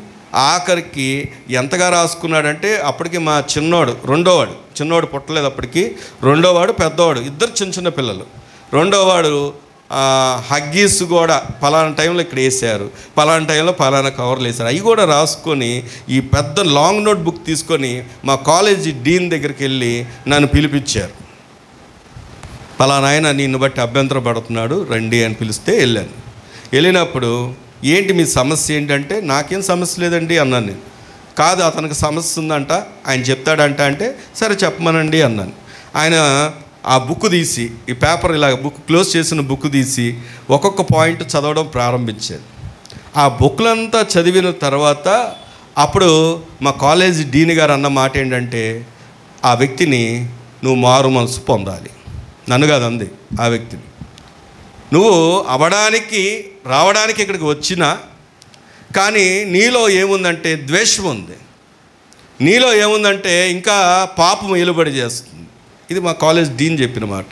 ఎందుకంటే నీ తోటి వ్యక్తిని నువ్వు ప్రేమించలేక అతని గురించినటువంటి ప్రతిదీ నువ్వు రాసుకొచ్చావంటే ముందు మారాల్సింది నీవే అని చెప్పి ఆ వ్యక్తిని గద్దించి పంపించాడు. ఉన్నారా? ఇక్కడే ఉన్నారా? ఎందుకు ఈ మాట చెప్తున్నానంటే, ఈరోజు మనం అపజయానికి కారణాలు వెతుకుతున్నప్పుడు, మనం పరిశీలన చేసుకున్నప్పుడు మనలో ఎక్కడ మనం ఇంకా పవిత్రమైన హృదయం లేదో ఆలోచన చేయాలి. ఇంకా ఎవరిని మనం సంపూర్ణంగా ప్రేమించలేకపోతున్నామో, ఇంకా కొంతమంది ఎవరో సేవకులను ప్రేమించలేని వారు ఉన్నారు. అందుకే ఎప్పుడూ ఏదో ఒక రూమర్ స్ప్రెడ్ చేయడం, వారి మీద వీరు మాట్లాడుకోవడం, వీరి మీద వారు మాట్లాడుకోవడం, వారు ఇలాగ అనుకోవడం. మీకు ఒక విషయం చెప్తున్నాను, మనం వాక్యానికి విరుద్ధంగా ప్రవర్తిస్తున్నాం. ఇది నా మాట కాదు. ఇప్పుడు అక్కడ ఏం మాట ఫోకస్ చేసి చెప్పాడో చూడండి. 23వ వచనంలో 22, మీరు క్షయబీజము నుండి కాక శాశ్వతమగు జీవము కలిగిన దేవుని వాక్య మూలంగా అక్షయ బీజం పుట్టినవారు కనుక నిష్కపటమైన. ఇక్కడ వాక్యం గురించి చెప్తున్నప్పుడు సహోదర ప్రేమ గురించి ఎందుకు చెప్పాలి? వాక్యం గురించి మాట్లాడుతున్నప్పుడు నీ తోటి వారిని ప్రేమించమని ఎందుకు చెప్పాలి? నీ జీవితంలో మేలు పొందలేకపోవడానికి కారణం ఇంకా నీలో ఆ ప్రేమించే మనసు ఎక్కడో లేదు. అందుకే పరిశీలన చేసుకోమంటున్నాడు దేవుడు. నాకు వర్తిస్తుంది, నీకు వర్తిస్తుంది. ఎందుకంటే దేవుని వాక్యం రెండంచులు గల ఖడ్గం. నా హృదయంలో నేను ద్వేషం పెట్టుకొని, నా హృదయంలో నేను ఎవరి మీద ఉన్న గ్రజ్ అంటే వారి మీద అసూయ పెట్టుకొని, పాపం పెట్టుకొని ప్రార్థన చేస్తే దేవుడు వింటాడా? ఈ రోజుల్లో ఎంత విచారకరమైన విషయం అంటే, ఆఖరికి తల్లిదండ్రులు కూడా పిల్లల్ని కూడా సంపూర్ణంగా క్షమించలేనటువంటి వారు ఉన్నారు, ప్రేమించలేనటువంటి వారు ఉన్నారు. మరి వారు దేవుని ఎరగని వారా అంటే దేవుని ఎరిగిన వారే. కానీ తల్లిదండ్రులు పిల్లల్ని ప్రేమించలేనటువంటి, సహోదరుల్ని ప్రేమించలేనటువంటి దినములు. అందుకే ప్రభు మనందరితో చెప్తున్నాడు, అపజయానికి కారణం దేవుని మాట వినకపోవడం. ఈరోజు మరి విజయం కావాలంటే ఏం చేయాలి? మనం చెప్పండి. విజయం కావాలంటే ఏం చేయాలి? దేవుని మాటను మనం వినాలి. దేవుని స్తోత్రం చెప్దామా? పేతురు మొదటి పత్రికలో ఒక మాట ఉంది, ఇక్కడ వరకు చదువుకొని ముందు భాగంలోకి వెళ్ళిపోదాం. పేతురు మొదటి పత్రిక 2వ అధ్యాయం, పేతురు మొదటి పత్రిక 2వ అధ్యాయం 2వ వచనాన్ని కనుక మనం చదివితే, ప్రభు దయాళుడు, మీరు రుచి చూచిన ఎడల, ఏమండి, మనం రుచి చూస్తే, మన ప్రభు దయాళుడని ఎరిగి ఉంటే ఏం చేయాలి? సమస్తమైన దుష్టత్వమును, సమస్తమైన కపటమును, వేషధారణను, అసూయను, సమస్త దూషణ మాటలు మాని కొత్తగా జన్మించిన శిశువును పోలిన వారై నిర్మలమైన వాక్యమన పాల వలన రక్షణ విషయంలో ఎదుగు నిమిత్తం ఆ పాలను ఏం చేయాలి? అపేక్ష. దేవుని స్తోత్రం చెప్దామా? ముందు నీ దుష్టత్వాన్ని విడిచిపెట్టాలి, వేషధారణని విడిచిపెట్టాలి, అసూయను విడిచిపెట్టాలి. వేషధారణ అంటే ఏంటో తెలుసా? నటించడం. సినిమా యాక్టర్లు ఏం చేస్తారు? ఏమండి, వారు చేసేది ఏంటి? నటిస్తారు. ఒక సినిమాలో ఒకలాగా ఉంటారు, ఇంకొక సినిమాలో ఇంకొకలాగా ఉంటారు. ఒక సినిమాలో ఆమె భార్య, ఇంకొక సినిమాలో ఆమె తల్లి. అంటే అదంతా ఏంటి చెప్పండి? నటన. నటన. ఈరోజు దేవునికి కావాల్సిన వారు ఎవరు అంటే నటించేవారు కాదు. వీళ్ళకి నిజంగా భయభక్తులు ఉంటాయంటే ఉండవు. నటన, వేషధారణ. ఒకవేళ మనుషుల దగ్గర వేషధారణ చేసాం, నటన చేసాం, కానీ దేవుని దగ్గర చెప్పండి చేయగలిగిన వారు ఎవరైనా ఉన్నారా? కానీ ఒక శుభవార్త చెప్తున్నాడు దేవుడు. ఏంటి ఆ శుభవార్త అంటే, నటన తీసే, వేషధారణ తీసే, ఇదిగో దుష్టత్వం తీసే, అసూయ తీసే, దూషణ మాటలు తీసే, ఏం చేయాలంట? నిర్మలమైన కొత్తగా జన్మించిన శిశువుకి పోలిన వారు ఏం చేయాలంట? నిర్మలమైన పాల వలన రక్షణ విషయంలో ఎదుగుదామంట. దేవుని స్తోత్రం చెప్దామా? శిశువుతో ఎందుకు పోల్చాడంటే, శిశువు పుట్టడం ఏం కావాలి చెప్పండి? ఎవరని చెప్తారా? ట్రైనింగ్ ఇస్తారా? సర్జరీ చేసినా లేకపోతే డాక్టర్ గారు ఏమని చెప్తారా? లేదు. ఎవరైనా ట్రైనప్ చేస్తారా? లేదు. కానీ ఆ బిడ్డకు కావాల్సింది ఏంటంటే పాలు. నీకు కావాల్సింది ఏంటంటే, నీ ఎదుగుదలకు కావాల్సింది ఏంటంటే దేవుని వాక్యం. చెప్పండి నీ పక్కన ఉన్న వారికి, దేవుని వాక్యం నీకు కావాలని చెప్పండి. ఏం కావాలి? దేవుని వాక్యం. రండి, ఇందాక చదువుకున్న ద్వితీయోపదేశ కాండానికి వస్తే 1వ అధ్యాయం 31వ వచనాన్ని చదువుకుంటే, ద్వితీయోపదేశ కాండం 1వ అధ్యాయం 30వ వచనం. 30 నీకు ముందర నడుచుచున్న నీ దేవుడైన యెహోవా నీ కన్నుల ఎదుట ఐగుప్తులోను అరణ్యములోను మీ కొరకు చేసినట్లు మీ పక్షంగా యుద్ధము చేయును. మీరు ఈ చోటికి చేరు వరకు మీరు వచ్చిన మార్గమంతటిలో మనుషుడు తన కుమారుని ఎత్తుకొనున్నట్లు మీ దేవుడైన యెహోవా ఎత్తుకొని వచ్చిన సంగతి మీరెరుగుదురని మీతో చెప్పి తిని. ఇక్కడ దేవుని వాక్యాన్ని పరిశీలన చేస్తే యుద్ధం చేసింది ఎవరు?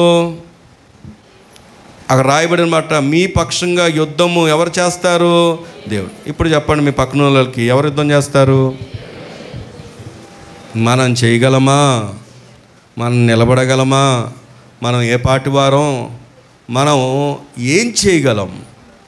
ఏమండి, ఎవరికి ఎదురు నిలగలం? ఎంత సామర్థ్యం కలిగిన వారం? కానీ మనకున్న సామర్థ్యం, మనకున్న బలం, మనకున్న ధైర్యం ఎవరు అంటే మన ప్రభువే. మన ప్రభువే. ఈరోజు నీ ప్రతి పరిస్థితి దేవునికి తెలుసు. నీ పరిస్థితిని ఎరిగిన దేవుడు మరొకసారి ద్వితీయోపదేశ కాండం అంటేనే మరలా మనకు చెబుతున్న మాట ఏంటంటే, చెప్పండి, దేవుడు నీ ముందు నడుస్తాడు, దేవుడు నీ కొరకు యుద్ధం చేస్తాడు. ఎప్పుడు? దేవుని మాట నీవు విన్నప్పుడు. ఇప్పుడు చెప్పండి, దేవుడు నీ పక్షంగా యుద్ధం చేస్తాడని చెప్పండి. ఏం చేస్తాడని మన పక్షంగా? దేవుడు మన పక్షంగా ఏం చేస్తాడు? యుద్ధం చేస్తాడు. యుద్ధం చేస్తాడు. అందుకే దేవునికి ఒక ప్రణాళిక ఉంది. ఇక్కడ మనం గమనిస్తే దేవుని మాట దేవుని ప్రణాళిక. మరొక విషయాన్ని కూడా జ్ఞాపకం చేసుకుందాం. అపజయానికి గల కారణం ఏంటంటే దేవుని ప్రణాళిక నుండి మనం తప్పిపోవడం. పక్కన వాళ్ళు చెప్పండి అన్నమాట. ఎప్పుడు అపజయాలు వస్తాయి? దేవుని ఉద్దేశాల్లోంచి మనం పిల్లల్ని అంతెందుకు ఎవరి దాకా ఎందుకు కొన్నిసార్లు మనం చదివించాలనుకున్న కోర్సు వాడు చదవడు, మనం చెప్పిన సబ్జెక్టు వాడు తీసుకోడు. మనం ఎంత బాధపడిపోతామో. ఏమండి, నేను ఇంజనీరింగ్ చదవరా అన్నాను, నేను నీట్ రాయరా అన్నాను, వీళ్ళేమో నా మాట ఏం లేదు అని. ఒకరోజు మా చిన్నోడు హాస్పిటల్లో అడ్మిట్ అయి ఉన్నప్పుడు ఎదురుగుండా జ్యూస్ సెంటర్ ఉంటే జ్యూస్ సెంటర్లో జ్యూస్ తీసుకురావడానికి వెళ్ళాను. ఫోన్లో ఎవరితోనో మాట్లాడుతున్నాడు జ్యూస్ షాప్ అతను. రాత్రి 10 అవుతుంది, నైట్ 10 అవుతుంది. సామాన్లన్నీ టపా టపా టపా టపా టపా టపా పెడుతున్నాడు లోపల, క్లోజింగ్ టైం. ఆ టైంకి వెళ్ళాం మేము. వెళ్తే ఆ ఫోన్లో చెప్తున్నాడు, నా బ్రతికిలాగా అయిపోయిందిరా, చిన్నప్పుడు మా అమ్మ నన్ను చదవమన్నప్పుడు చదవలేదు, చదవరా బాబు అంటే అప్పుడు వెళ్ళలేదు, లాస్ట్కి నా బతికి ఏమైపోయిందంటే ఈ టైంలో జ్యూస్ సెంటర్లో జ్యూస్ చేసుకుంటున్నాను, మీరన్నా చదవండిరా బాబు అన్నట్టుగా ఎవరికో చెప్తున్నాడు. ఇప్పుడు ఆయన దగ్గరికి వెళ్ళి, బాబు నీ ఎక్స్పీరియన్స్ ఏంటి చదువు విషయంలో అంటే ఏం చెప్తాడు? ఏమండి, బాగా చదువుకోవాలి, లేకపోతే ఇగో నాకులాగా తయారవుతారు. బాగా చదువుకోవాలి. ఎందుకంటే ఎప్పుడైనా మనం తల్లిదండ్రులుగానో పెద్దలుగానో కొన్ని విషయాలు నేర్పిస్తున్నప్పుడు చెప్తున్నప్పుడు పిల్లలకి ఏమొచ్చుద్దంటే విసుగు, కోపం, బాధ, మాకెందుకు చెప్తున్నారని అనేకమైన ఆలోచనలు. కానీ ఒక మాట చెప్తాను, దేవుడు తన ప్రజలకి పదే పదే ఆయన ఉద్దేశాలు ఎందుకు చెప్పాడంటే ఆయనకు తన ప్రజలు తన ప్రణాళికలో ఉండటం ఇష్టం. దేవుని స్తోత్రం చెప్దామా? ఆయన కోరుకున్నట్లుగా ఉంటే వారు ఉన్నతంగా చూడాలనుకుంటున్న మొట్టమొదటి వ్యక్తి ఎవరైనా ఉన్నారంటే దేవుడే. ఇప్పుడు చెప్పండి, అపజయం ఎప్పుడు వస్తుంది అంటే దేవుని ప్రణాళిక నుండి మనం తప్పిపోయినప్పుడు. మూడో మాట చెప్పి ముగిస్తాను ఈ దినానికి. అదేమిటి అంటే, రండి దేవుని వాక్యంలోంచి మనం చూస్తే 28వ వచనం, 28వ వచనం. మనం ఎక్కడికి వెళ్ళగలం? మన సహోదరులు అక్కడి జనులు మనకంటే బలిష్ఠులను ఎత్తరులనై ఉన్నారు. ఆ పట్టణములు గొప్పవై ఆకాశమునందు అంటూ ప్రాకారములతో ఉన్నవి. అక్కడ అనాకీలను మా హృదయములను కరగజేసిరని మీరు చెప్పితిరి. ఇక్కడ గమనించినట్లయితే 28వ వచనంలో వీరి అపజయానికి గల కారణం ఏంటంటే అక్కడ అంటున్నాడు, నేను ఒక మాట చెప్పాను దేవుని మాటని, కానీ మీరు అంటున్నారు మేము చేయము అంటున్నారు. ఒక్క మాటలో చెప్పాలంటే దేవుని సేవకులకు ఎలా ఉన్నారంట? వాళ్ళు వ్యతిరేకంగా ఉన్నారంట. అపజయానికి కారణం ఏంటో చెప్పమంటారా? కొన్నిసార్లు దేవుడు నియమించిన వ్యక్తులకు మన వ్యతిరేకంగా ఉన్నా కానీ ఏమొస్తుందో తెలుసా? అపజయం. ఎక్కడి నుండి వచ్చింది ఆ మాట? ఎక్కడి నుండి వచ్చింది చూడండి. ఆ మాట మరొకసారి చదివితే, మనం ఎక్కడికి వెళ్ళగలం? మన సహోదరులు అక్కడ జనులు మనకంటే బలిష్ఠులు. ఇంతగా మాట ఎవరి మాట? ఎవరెవరికిచ్చిన మాట? ఎవరెవరికిచ్చిన మాట? దేవుడు సేవకుడికి ఒక మాట ఇచ్చి ఆ ప్రజలతో చెప్పమన్న మాట ఏంటంటే, వారిని తీసుకొని ఎక్కడికి వెళ్ళమన్నాడు? ఇదిగో ఆయన చూపిస్తున్నటువంటి దేశానికి వెళ్ళమంటే వీరేం చేస్తున్నారంట? దేవుని సేవకులకు వ్యతిరేకంగా మాట్లాడుతున్నారు. బైబిల్లో మనం గమనిస్తే దేవుని సేవకులకు వ్యతిరేకంగా మాట్లాడిన వారు ఉన్నారా లేరా? ఉన్నారా? ఎవరండి? ఒక ఎగ్జాంపుల్ చెప్పండి. మోషేకు వ్యతిరేకంగా మాట్లాడి చేతికి ఒక వ్యాధి తెచ్చుకున్న ఒక ఆమె ఉంది, మిరియాం. ఇంతకీ ఆమె ఎవరు? ఓన్ సిస్టర్, సహోదరి. ఒక మాటలో చెప్పాలంటే మోషే కోసం బాల్యంలో ఆమె చేసిన త్యాగం కనబడుతుంది మనకి. కానీ యేసుక్రీస్తు వారి దగ్గరకు వచ్చి ఆలోచన చేసినప్పుడు, యేసుక్రీస్తు వారు కానాను వివాహ విందుకు వెళ్ళినప్పుడు అక్కడ అందరూ కంగారు పడిపోతున్నారు, ఎందుకంటే ద్రాక్షారసం అయిపోయిందని. అప్పుడు మరియకు చెప్పినప్పుడు మరియ వచ్చి యేసు ప్రభుతో చెప్పినప్పుడు యేసు ప్రభు ఏమన్నాడు చెప్పండి? అమ్మా, నా సమయం ఇంకా రాలేదు. ఎందుకు ఈ మాట ఆలోచన చేస్తున్నామంటే, అప్పుడు ఆయన చెప్పినట్టు వినండి అంది. ఈ మాట మన దాకా తీసుకొని వస్తే ఈరోజు దేవుని విషయాల్లో, దేవుని ఏర్పరిచినటువంటి నాయకుల విషయాల్లో, దేవుడు అప్పగించినటువంటి సేవకుల విషయాల్లో కూడా మనం ఎలా ఉండాలంటే నమ్మకంగా ఉండాలి. దేవుని స్తోత్రం చెప్దామా? నీ సేవకురాలు నీ కోసం కడుపు కట్టుకుంటుంది, నీ సేవకురాలు నీ కోసం కన్నీరు గారుస్తుంది. నీ సేవకురాలు ఆ ఉపవాస ప్రార్థనలు ఎప్పుడు కూడా సేవకురాలు ఉంటారు, కానీ నీవు ఉండవు. మరి ఏ రోజైనా నా కోసం నా సేవకురాలు కన్నీరు గారుస్తుందని ఆలోచన చేసావా? ఏనాడైనా ఆ సేవకురాలు నీ కోసం ఎందుకు ఉపవాసం ఉండాలి, ఎందుకు కన్నీరు కార్చాలి? మన ఒక కుటుంబంలో ఒక వ్యక్తిని కోల్పోయిన ఆ కుటుంబాన్ని ఆ వారంలో కోలుకున్నారేమో, కానీ ఆ రోజు నుండి కూడా ఆగకుండా దుఃఖపడుతున్నటువంటి వ్యక్తి ఎవరైనా ఉన్నారంటే సేవకురాలు. సేవకురాలు నీ కష్టం వచ్చినా, బాధ వచ్చినా, ఆనందం వచ్చినా, సంతోషం వచ్చినా ప్రతి సమయంలో నిలిచి ఉండేది ఎవరో తెలుసా? సేవకురాలు. కానీ ఆ సేవకురాలనే దూషిస్తూ ఉంటారు, ఆ సేవకురాలకే వ్యతిరేకంగా మాట్లాడుతూ ఉంటారు, ఆ సేవకురాల మీదే నిందేస్తూ ఉంటారు. నేను మాట చెప్తున్నాను, నీ అపజయానికి అది కూడా ఒక కారణం. దేవుని సన్నిధి అంటే, దేవుని మందిరం అంటే మనకేముండాలంటే భయం ఉండాలి. సేవకులంటే భయం ఉండాలి. ఎందుకంటే మాకుగా మేము నిలబడితే ఎవ్వరు నిలబడలేరు. దేవుడు ఆయన నిలబెట్టుకున్నప్పుడు మాత్రమే, ఆయన మాట్లాడుతున్నప్పుడు మాత్రమే, ఆయన నడిపిస్తున్నప్పుడు మాత్రమే మేము నడవగలుగుతాం.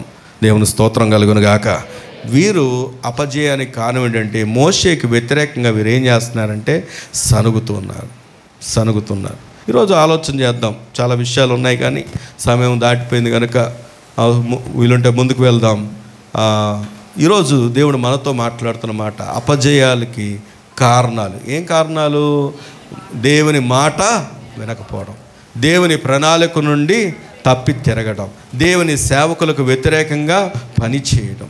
ఇవి మన జీవితాల్లో ఉన్న అవలక్షణాలను మనం తొలగించుకొని దేవుని మాట వినేవారంగా, దేవుని ప్రణాళికలో నడిచేవారంగా, దేవుని సేవకులతో సంఘముతో అనుబంధం కలిగిన వారుగా, సహోదర ప్రేమ కలిగిన వారంగా మనం ఉంటే విజయము నీదే.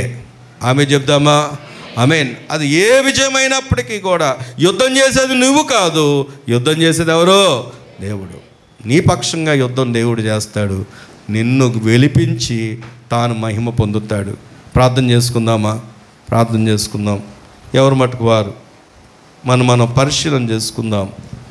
మనం పరిశీలన చేసుకుంటూ ఏ విషయంలో మనం బలహీనలుగా ఉన్నాం, ఎందుకు అపజయాలు మన జీవితంలో వెంటాడుతూ ఉన్నాయి, ఎక్కడ మనను ఇంకా దేవునికి వ్యతిరేకమైనటువంటి క్రియలు ఉన్నాయి, ఆలోచన చేస్తూ దేవుని ప్రేమించే వారికి, దేవుని వాక్యాన్ని వినేవారికి నెమ్మది దొరుకుతుందని, సమాధానం ఉందని.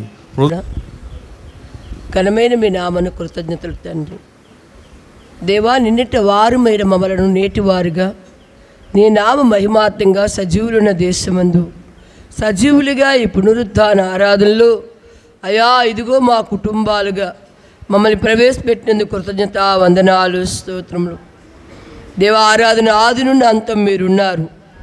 దేవా, మీకు మహిమార్థంగా విజయవంతంగా ప్రజలకి క్షేమాభివృద్ధి, ఆత్మీయ అభివృద్ధి, ఆరోగ్య అభివృద్ధి, సమాధాన అభివృద్ధి, ప్రేమ అభివృద్ధి, నిత్యజీవం అభివృద్ధి, నాయన మేలు ఆయన అభివృద్ధి కలిగినట్లుగా మీ దాసుని దైవ సేవకులు నిలవబెట్టిన ఆయన మీరు నాతో సూటిగా తేటగా మీరు మాట్లాడారు.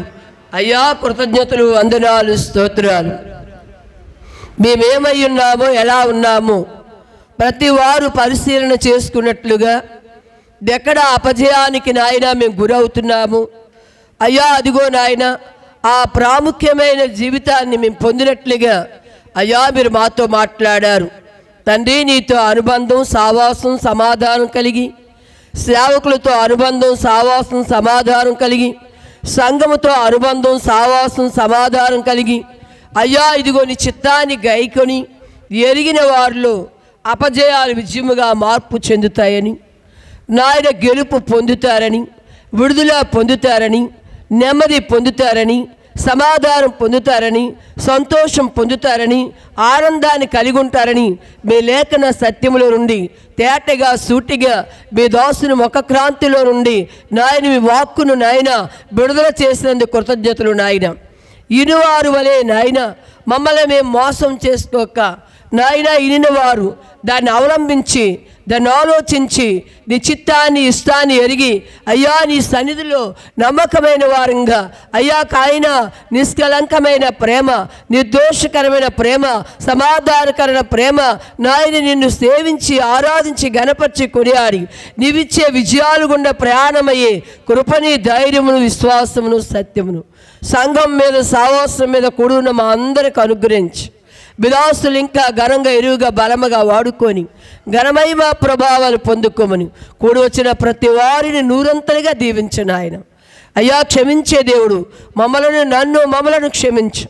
మా దోష అపరాధములు, బలహీనతలు, పొరపాట్లు క్షమించి కనికరించి మీ అమూల్య రక్త ప్రోక్షణ కింద మేమందరం ముద్రించబడి నీ రెక్కల నీళ్ళు నీ కౌగుట్లో నిలిచి నీవిచ్చే సర్వసంపద, ఆశీర్వాదం, ఆరోగ్యం, ఆనందం, సంతోషం పొందుకొని అకాండ విజయముతో జన్మల ఎదుట సాక్షాత్తంగా మమ్మల్ని అందరినీ సేవని నిలిపి మహిమ పొందమని ప్రార్థన చేస్తూ నజరేయుడైన యేసు నామం అడిగి వేడుకొని పొందున్నాం పరమ తండ్రి. ఆమేన్.